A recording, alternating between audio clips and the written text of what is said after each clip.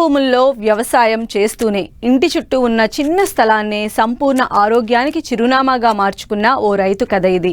పెద్ద పెట్టుబడులు కాదు, భారీ సాంకేతికత అవసరం లేదు. కేవలం శ్రద్ధ, శ్రమ, సహజ పద్ధతులతో ఇంటి ఖర్చులు తగ్గించుకుంటూ ఆరోగ్యాన్ని పెంచుకుంటున్నారు ఓ రైతు. మరి ఆయన పెరటి పంటలతో ఎలా ఆదర్శంగా మారారో ఇప్పుడు చూద్దాం.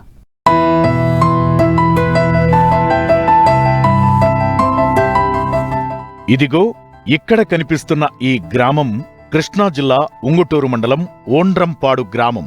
ఇక్కడ కనిపిస్తున్న ఈ కౌలు రైతు పేరు చెన్నా శివయ్య బాబు. 5 ఎకరాల్లో ప్రధాన పంటలు సాగు చేస్తూనే తన ఇంటి వద్ద ఉన్న కేవలం 5 సెంట్ల స్థలాన్ని సంపూర్ణ పెరటి తోటగా తీర్చిదిద్దారు. ఈ చిన్న స్థలంలో టమాటా, వంకాయ, బెండకాయ, క్యాబేజీ, కాలీఫ్లవర్, బ్రోకోలీ వంటి కూరగాయలతో పాటు చుక్కకూర, పాలకూర, కొత్తిమీర వంటి ఆకుకూరలను సహజ పద్ధతుల్లో సాగు చేస్తున్నారు. ఈ పెరటి పంటల్లో ఎలాంటి రసాయన ఎరువులు, పురుగు మందులు వినియోగించకుండా పూర్తిగా సహజ పద్ధతులనే పాటిస్తున్నారు. దీంతో ఇంటి అవసరాలకు సరిపడా కూరగాయలు లభించడమే కాకుండా చుట్టుపక్కల వారికి కూడా పంచిపెడుతున్నారు. సహజ ఆహారం తీసుకోవడం వల్ల తాము ఎలాంటి అనారోగ్యాలకు గురికావడం లేదని రైతు చెబుతున్నారు. మరోవైపు బయట నుంచి కూరగాయలు కొనాల్సిన అవసరం లేకపోవడంతో ఇంటి ఖర్చులు గణనీయంగా తగ్గాయని ఆనందం వ్యక్తం చేస్తున్నారు. నేను లోగడ ఇక్కడ నాకు 5 సెంట్లు స్థలం ఉంది.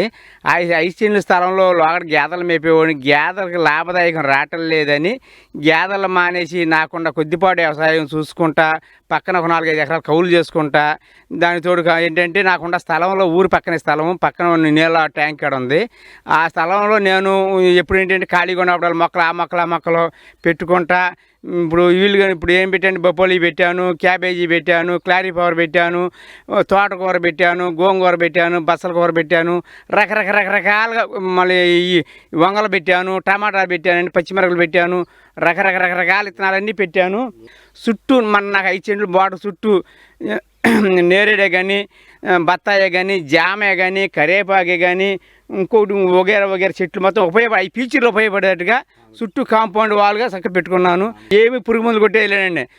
గేదెల ఎరువు తీసుకొచ్చి మనం ఊరినే అని చేసుకుంటాం, జల్లుకుంటా, 2 రోజులు ఒకసారి వాటిలో మొక్కలు ఉండయా పీక్కుంటా చేస్తా. అట్లా ఇవాళకి పెద్ద అయ్యానండి. మొన్న పెట్టాను, అయిపోయింది. ఒక డ్రాప్ అయిపోయిందండి. 2వ డ్రాప్ పెట్టాను. ఇంకొక వారం 10 రోజులు ఇక్కడ కాపుకి వస్తున్నాయి. కొన్ని పచ్చిమిరపకాయలు వచ్చినాయి, టమాటా వచ్చింది, వంగలు వచ్చినాయి, క్యాబేజీ, క్లారీఫ్లవర్ అనగా, బొప్పోలి అనగా ఇవి వస్తున్నాయండి ఇప్పుడే.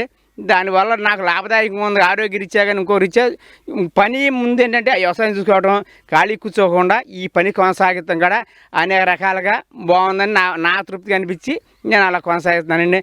అదేవిధంగా నా తోటి రైతులు ఎక్కడున్నా సరే దీన్ని గమనించి ఇలా పని చేసుకోవడం వల్ల మంచిగా కానీ చెడు మట్టికి ఇది కాదు. వాళ్ళ బయట కూరగాయలు తెస్తే అసలు అది తింటున్నామా గడ్డి తింటున్నామా అనే పరిస్థితి. ఈ కొంచెం ఎంత రుచికరంగా ఉంది. ఎందుకంటే ఏ పురుగు మందు కొట్టమండి గేదెలు ఎరువు తీసుకొచ్చి కొంచెం కలుపుతాం చేయటం, అలా నీళ్ళు ఎక్కువ చేద్దంటే ఏ మొక్క పట్టుకోకుండా చేయటం, అలా నేర్పరగా చూసుకుంటూ ఉంటామండి. దానివల్ల తినేటప్పుడు రుచికరంగా ఉంటుంది.